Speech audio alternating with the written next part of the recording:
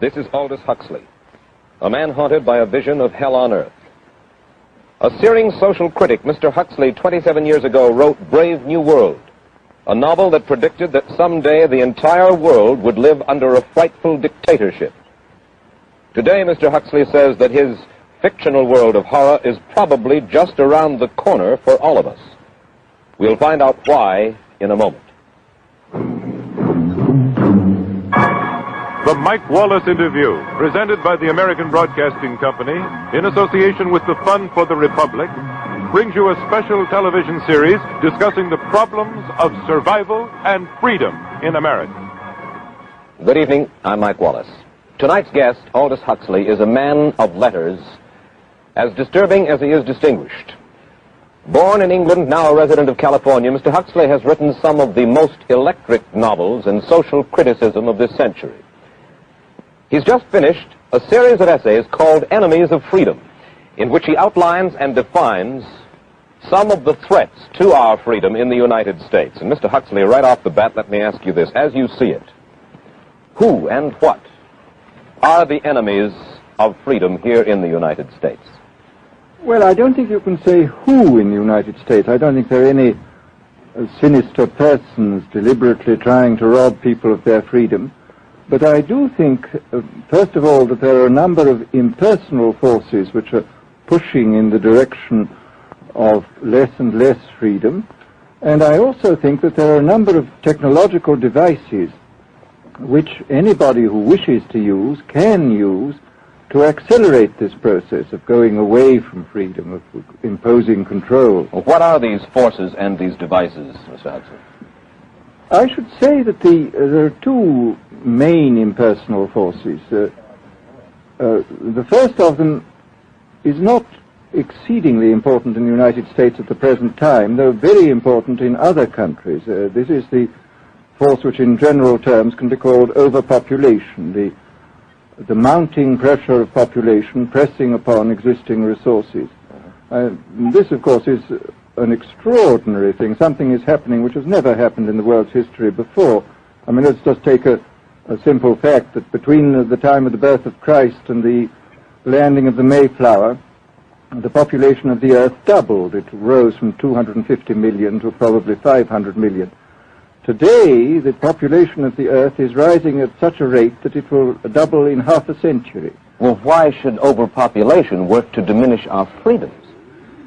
Well, in a number of ways. I mean, the experts in the field, like Harrison Brown, for example, pointed out that in the underdeveloped countries, actually the standard of living is at present falling, that people have less to eat and less goods per capita than they had 50 years ago.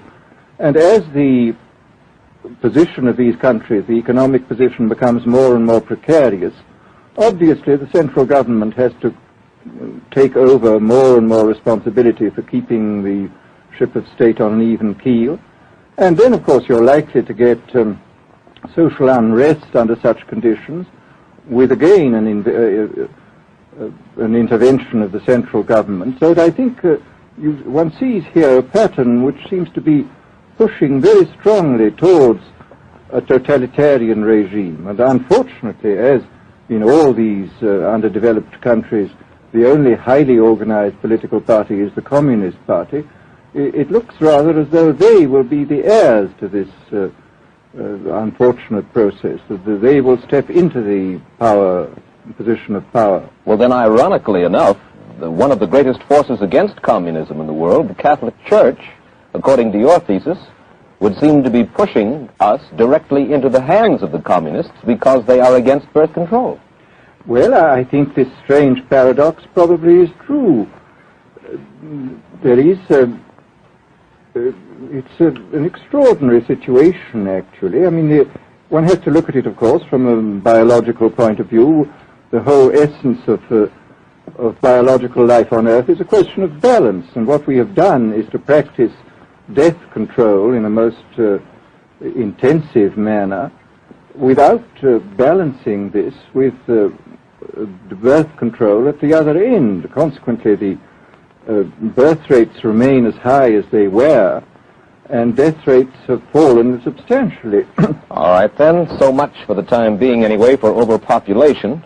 Another force that is diminishing our freedoms.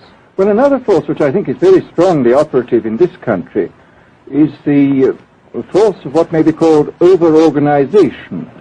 As technology becomes more and more complicated, it becomes necessary to have more and more elaborate organizations, more hierarchical organizations. And incidentally, the advance of technology has been accompanied by an advance in the science of organization. It's now possible to make organizations on a larger scale than was ever possible before. And so that you have more and more people living their lives out as subordinates in these hierarchical systems controlled by bureaucracies, either the bureaucracies of big business or the bureaucracies of big government. Now, the devices that you were talking about, are there specific devices or methods of communication which diminish our freedoms in addition to overpopulation and over-organization? Well, there are certainly devices which can be used in this way. I mean, let us take, after all, a piece of very recent and very painful history is the propaganda used by Hitler, which was incredibly effective. I mean, what were Hitler's methods? Hitler used terror on the one kind, brute force on the one hand, but he also used a very efficient form of propaganda, which he was using every modern device at that time. He didn't have TV, but he had the radio, which he used to the fullest extent, and was able to impose his will on an immense mass of people. I mean, the Germans were a highly educated people. Well, we're aware of all this, but how do you equate Hitler's use of propaganda with the way that propaganda, if you will, is used, let us say, here in the United States? Are you suggesting that there is a parallel? Needless to say, it's not being used in this way now, but the point is, it seems to me, that there are methods at present available, methods superior in some respects to Hitler's methods, which could be used in a bad situation. I mean, what I feel very strongly is that we mustn't be caught by surprise by our own advancing technology. This has happened again and again in history. Technology has advanced, and this changes social conditions, and suddenly people have found themselves in a situation which they didn't foresee and doing all sorts of things they didn't really want to do. Well, now, what do you mean? Do you mean that we develop our television, but we don't know how to use it correctly? Is that the point that you're making? Well, at present, the television, I think, is being used quite harmlessly. I would feel it's being used too much to distract everybody all the time. But, I mean, imagine, which must be the situation in all communist countries, where the television, where it exists, is always saying the same thing the whole time, is always driving along. It's not creating a wide front of distraction, it's creating a one-pointed drumming in of a single idea all the time. It's obviously an immensely powerful instrument. So you're talking about the potential misuse of the instrument. Exactly. We have, after all technology is in itself morally neutral. These are just powers which can either be used well or ill. It's the same thing with atomic energy. We can either use it to blow ourselves up, or we can use it as a substitute for the coal and the oil which are running out. You've even written about the use of drugs in this light. Well, now, this is a very interesting subject. I mean, in this book that you mentioned, this book of mine, Brave New World, I postulated a substance called soma, which was a very versatile drug. It would make people feel happy in small doses. It would make them see visions in medium doses, and it would send them to sleep in large doses. Well, I don't think such a drug exists now, nor do I think it will ever exist, but we do have drugs which will do some of these things, and I think it's quite on the cards that we may have drugs which will profoundly change our mental states without doing us any harm. I mean, this is the pharmacological revolution which has taken place, that we have now powerful mind-changing drugs which, physiologically speaking, are almost costless. I mean, they are not like opium or like cocaine, which do change the state of mind, but leave terrible results physiologically and morally. Mr. Huxley, In your new essays, you state that these various enemies of freedom are pushing us toward a real-life, brave new world, and you say that it's awaiting us just around the corner. First of all, can you detail for us what life in this brave new world which you fear so much, or what life might be like? Well, to start with, I think this kind of the dictatorship of the future, I think will be very unlike the dictatorships which we've been familiar with in the immediate past. I mean, take another book prophesying the future, which was a very remarkable book, George Orwell's 1984. Mm-hmm. Well, this book was written at the height of the Stalinist regime and just after the Hitler regime. And there he foresaw a dictatorship using entirely the methods of terror, the methods of physical violence. Now, I think what is going to happen in the future is the dictators will find, as the old saying goes, that you can do everything with bayonets except sit on them. But if you want to preserve your power indefinitely, you have to get the consent of the ruled. And this they will do partly by drugs, as I foresaw in Brave New World, partly by these new techniques of propaganda. They will do it by bypassing the sort of rational side of man and appealing to his subconscious and his deeper emotions and his physiology even, and so making him actually love his slavery. I mean, I think this is the danger, that actually people may be in some ways happy under the new regime, but they will be happy in a situation where they oughtn't to be happy. But let me ask you this. You're talking about a world that could take place within the confines of a totalitarian state. Let's become more immediate, more urgent about it. We believe, anyway, that we live in democracy here in the United States. Do you believe that this brave new world that you talk about could, let's say in the next quarter century, the next century, could come here to our shores? I think it could. I mean, that's why I feel it's so extremely important here and now to start thinking about these problems, not to let ourselves be taken by surprise by the new advances in technology. I mean, for example, in regard to the use of the drugs, we know there's enough evidence now for us to be able, on the basis of this evidence and using a certain amount of creative imagination, to foresee the kind of uses which could be made by people of bad will with these things, and to attempt to forestall this. And in the same way, I think with these other methods of propaganda, we can foresee and we can do a good deal to forestall. I mean, after all, the price of freedom is eternal vigilance. You write in Enemies of Freedom, you write specifically about the United States. You say this, writing about American political campaigns. You say, all that is needed is money and a candidate who can be coached to look sincere. Political principles and plans for specific action have come to lose most of their importance. The personality of the candidate, the way he is projected by the advertising experts, are the things that really matter. Well, this is, during the last campaign, there was a great deal of this kind of statement by the advertising managers of the campaign parties, this idea that the candidates had to be merchandised as though they were soap or toothpaste, and that you had to depend entirely on the personality. I mean, the personality is important, but there are certainly people with an extremely amiable personality, particularly on TV, who might not necessarily be very good in positions of political trust. Well, do you feel that men like Eisenhower, Stevenson, Nixon, with knowledge of forethought, were trying to pull the wool over the eyes of the American public? No, but they were being advised by powerful advertising agencies who were making campaigns of a quite different kind from what had been made before.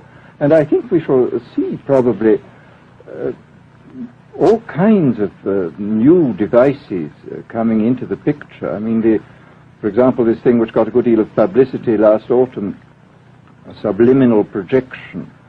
I mean, as it stands, this thing, I think, is of no menace to us at the moment.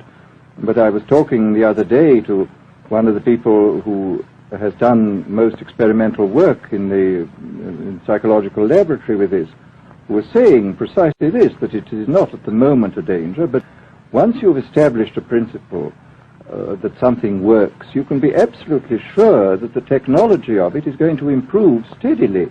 And his view of the subject was that, well, maybe they will use it to some extent in the 1960 campaign, but they will probably use it a good deal and much more effectively in the 1964 campaign, because this is the kind of rate at which technology advances. And we'll be persuaded to vote for a candidate that we do not know that we are being persuaded to vote for. Exactly. This is a rather alarming feature, that you're being persuaded below the level of choice and reason.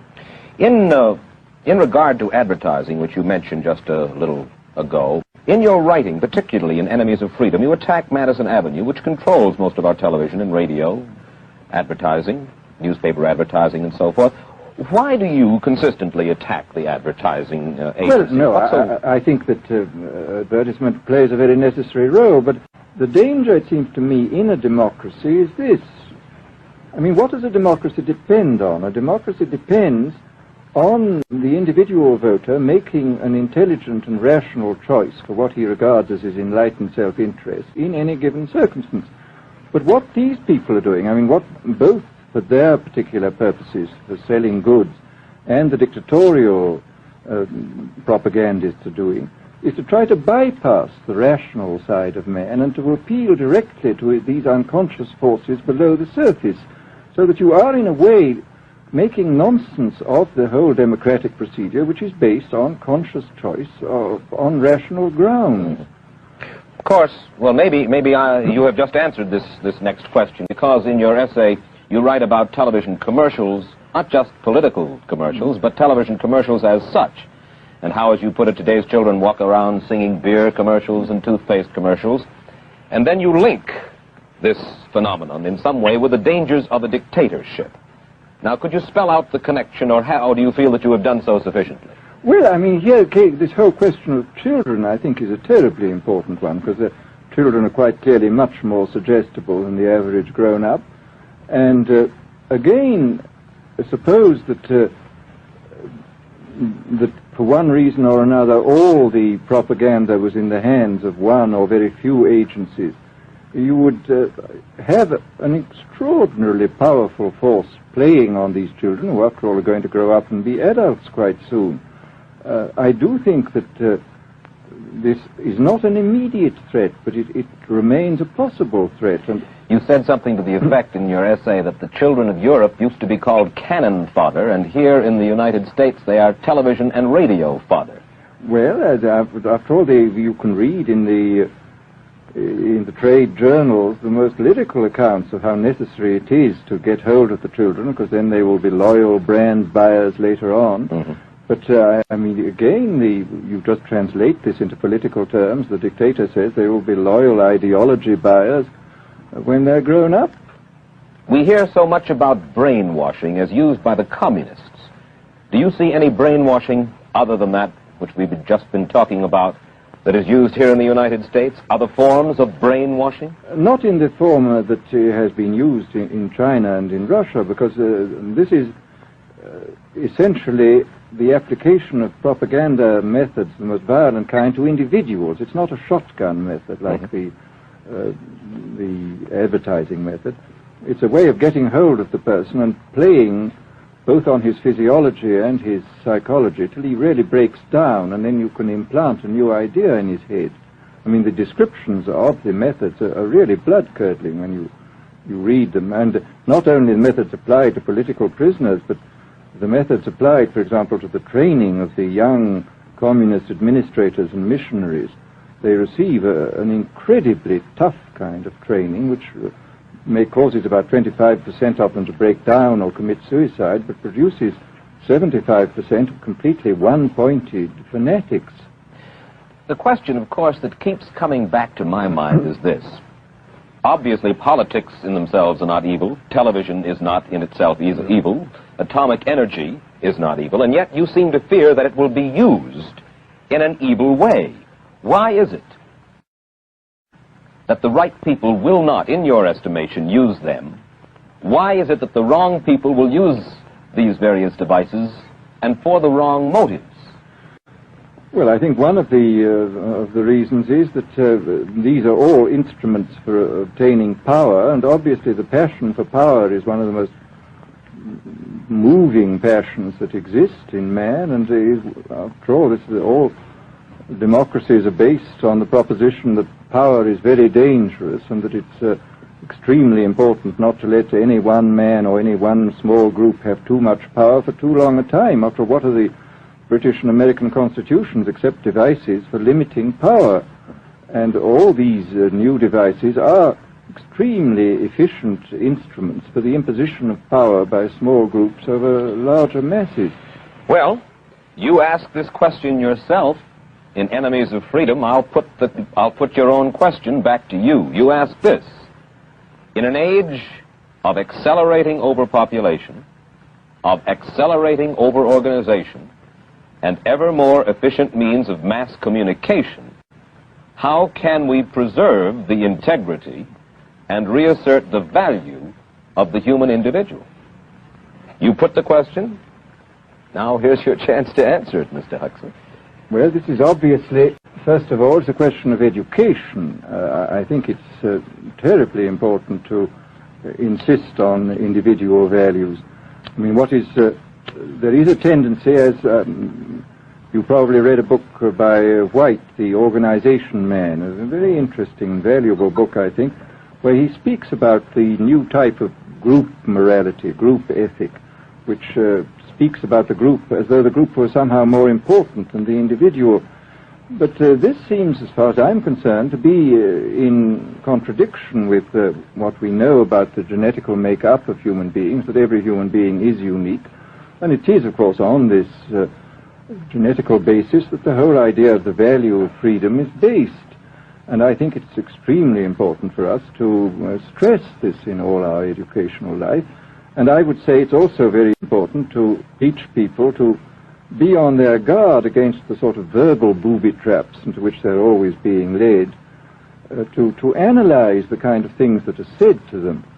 Well, I think there is this whole educational side, and I think there are many more things that one could do to strengthen people and to make them more aware of what was being done. You're a prophet of decentralization. Well, yes, if this is feasible. It's one of the tragedies, it seems to me. I mean, many people have been talking about the importance of decentralization in order to give back to the voter a sense of direct power. I mean, the voter in an enormous electorate feels quite impotent, and his vote seems to count for nothing. This is not true where the electorate is small and where he is dealing with a group which he can manage and understand. And if one can, as Jefferson, after all, suggested, break up the units into smaller and smaller units, and so get a real self-governing democracy. Well, that was all very well in Jefferson's day, but how can we revamp our economic system and decentralize and at the same time meet militarily and economically the tough challenge of a country like Soviet Russia? Well, I think the answer to that is that there are, it seems to me that the production, industrial production, is of two kinds. I mean, there are some kinds of industrial production which obviously need the most tremendously high centralization, like the making of automobiles, for example. But there are many other kinds where you could decentralize quite easily and probably quite economically, and that you would then have this kind of decentralized life. After all, you begin to see it now if you travel through the South, this decentralized textile industry which is springing up there. Mr. Huxley, let me ask you this, quite seriously. Is freedom necessary? As far as I'm concerned, it is, yes. Why? Is it necessary for a productive society? Yes, I should say it is. I mean, a genuinely productive society. I mean, I think you could produce plenty of goods without much freedom, but I think the whole sort of creative life of man is ultimately impossible without a considerable measure of individual freedom, that initiative, creation, all these things which we value, and I think value properly, are impossible without a large measure of freedom. Well, Mr. Huxley, take a look again at the country which is in the stance of our opponent anyway it would seem to be there, Soviet Russia. It is strong and getting stronger economically, militarily. At the same time, it's developing its art forms pretty well. It seems not unnecessarily to squelch the creative urge among its people, and yet it is not a free society. It's not a free society, but here is something very interesting, that those members of the society, like the scientists who are doing the creative work, are given far more freedom than anybody else. I mean, it's a privileged aristocratic society in which, provided that they don't poke their noses into political affairs, these people are given a great deal of prestige, a considerable amount of freedom, and a lot of money. I mean, this is a very interesting fact about the new Soviet regime, and I think what we're going to see is a people on the whole with very little freedom, but with an oligarchy on top enjoying a considerable measure of freedom and a very high standard of living. And the people down below, the epsilons down below, enjoying very little. And you think that that kind of situation can long endure? I think it can certainly endure much longer than a situation in which everybody is kept down. Because, I mean, they can certainly get their technological and scientific results on such a basis. Well, the next time that I talk to you then, perhaps we should investigate further the possibility of the establishment of that kind of a society, where the drones work for the queen bees up above.